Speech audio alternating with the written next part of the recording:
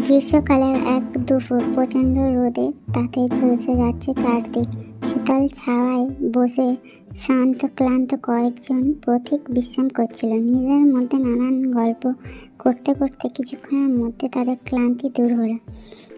একজন পথিক আরামের নিঃশ্বাস ছেড়ে বলল, আহ, এতক্ষণে শরীর জোড়ালো। সূর্য যেন আকাশ থেকে আগুন ঢালছে। তারপরে অন্য একজন পথিক বটগাছের ঝাঁকড়া মাথার দিকে তাকিয়ে বসেছিল।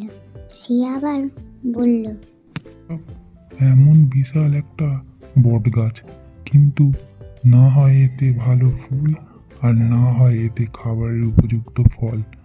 একদিকে জায়গা জুড়ে আছে কতটা।